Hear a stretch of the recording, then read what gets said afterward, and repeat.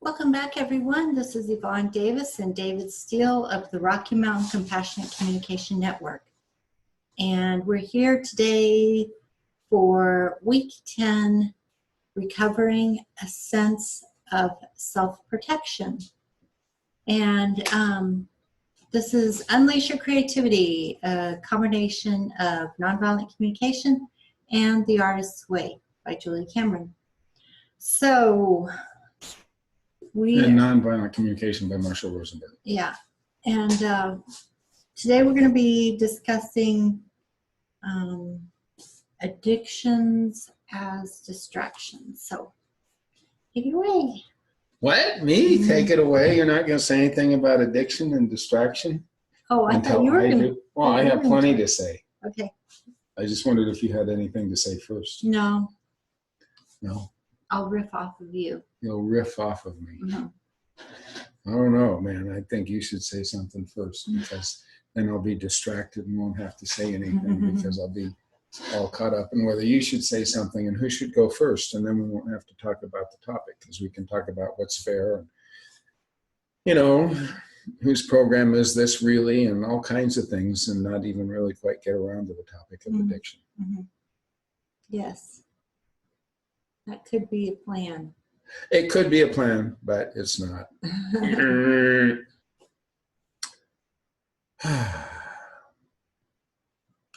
So I will start by naming an addiction that I have that often distracts me from getting this stuff done. That's the creative core of who I am. And that addiction is helping people, being totally willing to jump into their drama to try to solve their problems, and somehow never quite getting around to doing the stuff that's important to me. And I think that's a very common one. It's not the alcohol, it's not the sex, it's not the gambling, but I think it's still a way of distracting. Let me talk about the distraction for a minute. We just finished, am I doing okay talking about this? Okay. We just finished, we didn't rehearse this. I just finished, we just finished doing the week on compassion.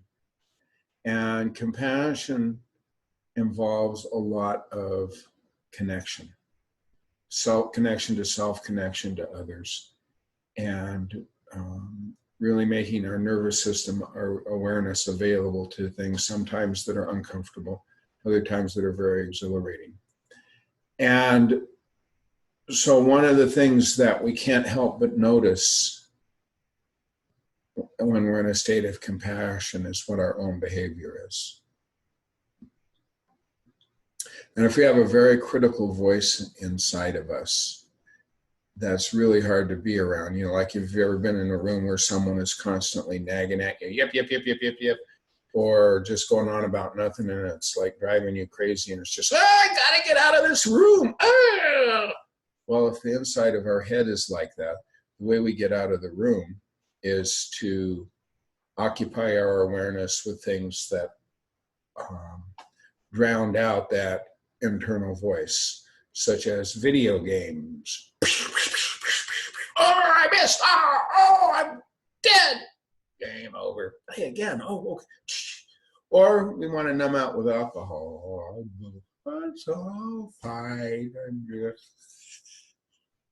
Or I'm not going to go into the one that involves a human body, because I don't want to demo that on the screen. But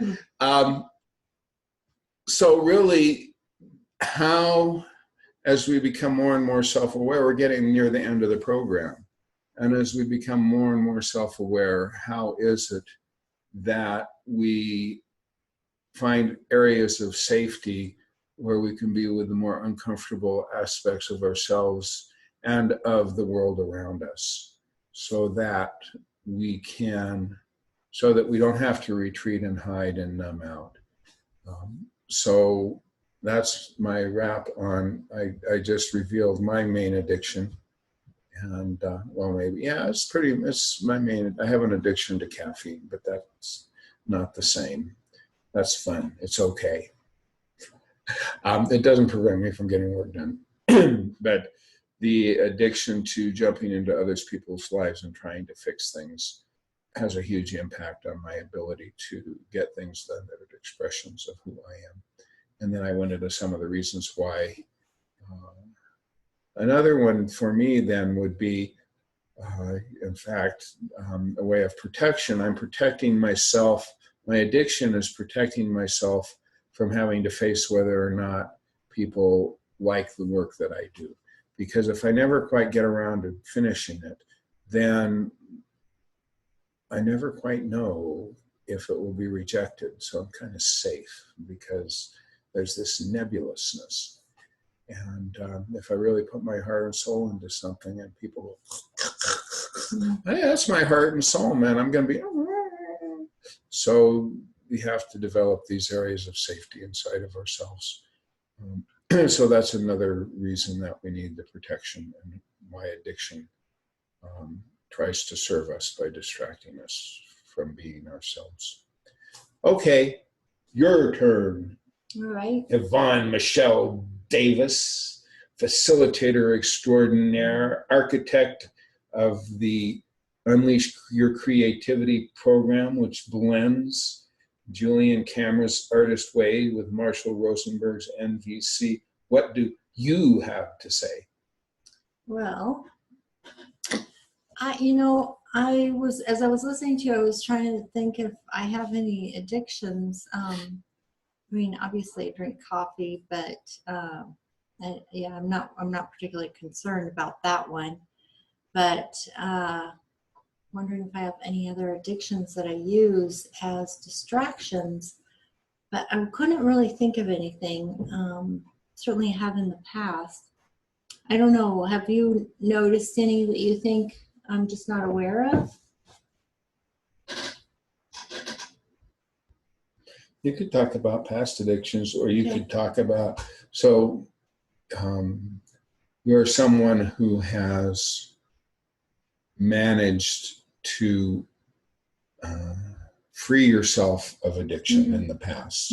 Many people don't do that. Yeah. So maybe you could talk a little bit about addictions you had in the past and how you were able to free yourself. Okay, that's a good idea. So, yeah, I have have had some different kinds of addictions, all different kinds. So, well, like alcohol, smoking cigarettes, and I got rid of those 20 years ago. And then, but then I also had relationship addiction and possibly some other behavioral type addictions. And so basically, I think, well, the letting go of the alcohol and the cigarettes had to do with being pregnant.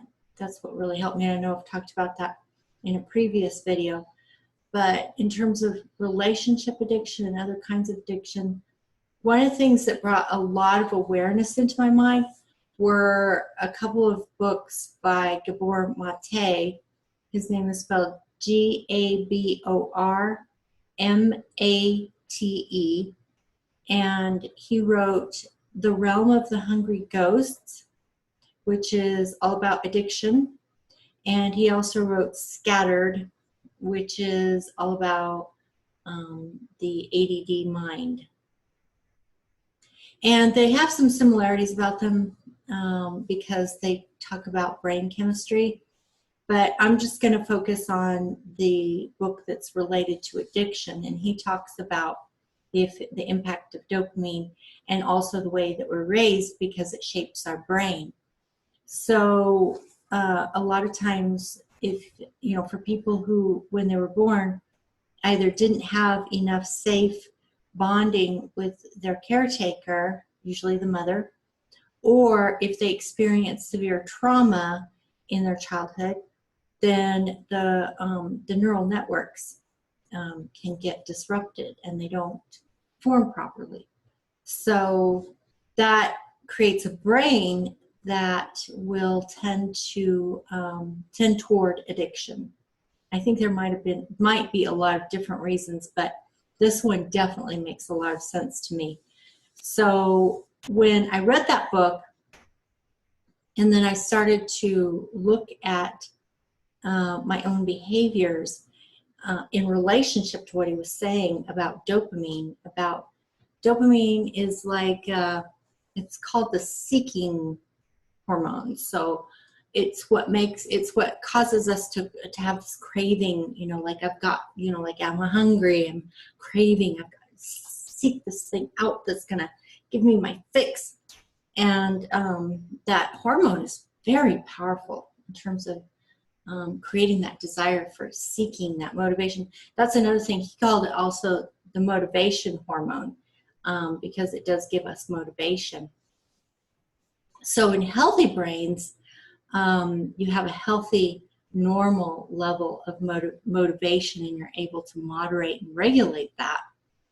But in the brains that are formed with addictive patterns, it doesn't work quite right. And so there's this constant craving. And I think the way it works is that we crave the dopamine. So, I'd have to read the book again to really understand it deeply. But I think you can get a basic idea and understand that if there's something that triggers the dopamine for you, for example, for me, I had a relationship addiction. So the person that I would be attracted to or fall in love with or felt bonded with, I would develop a craving to be with that person. And I would do anything, I would constantly be scheming and coming up with ways to figure out how we can be happy together and how we can spend time together and how I can make this person love me. And took an extraordinary amount of my creativity, actually. And but it was all because of the dopamine. It wasn't really even about the person. I mean, there were things about the person that I was attracted to, but what's important to understand is that when you're attempting to fulfill a need, it's not actually about that specific person. It's about the need itself. So in the same sense, it wasn't about that particular person. It was about the need that my body was wanting the dopamine hit. So I was trying to fill needs. I was trying to get the dopamine hit. And I was thinking that all of this was dependent on this particular person, but later realized that, whatever needs I was trying to meet weren't actually about that specific person. They were just needs. So let me throw in something here that's been a theme throughout these videos. What you're describing is behavior where we're looking for that dopamine fixed by circumstances in the world around us, whether it's the thrill of gambling or sex addiction or relationship addiction or whatever it is. To feel that fulfillment, to get that rush, we're constantly seeking out in the world. And that is patterned after the way the attachment, the form of attachment we had when we were a child in general. When we are young and when our presence is acknowledged and reflected back at us, then there's a security that happens within us. And we have that internal locus of control rather than an external locus of control. And we can find ways to fulfill those needs for adventure and excitement about being alive and thrill and all of that we get from the dopamine rush from our own creativity and from our own interaction with the world, rather than looking for something out there to give me the fix. I already can have enough self-regulation of my own brain chemistry because I'm present enough to myself, basically through compassion, that I know how to engage in activities that are not dependent on someone else doing a specific thing, or winning at a card game, or finding the next opportunity to go to bed with someone, or whatever it is. I don't have to look for those things because I can just find stuff and expression within me. So one of the things about art and the artist's way is when we really can get into our art and find and express it in a way that's fulfilling, we satisfy that same need. And so I think the reason all of this comes up after the compassion is addiction is a tender subject.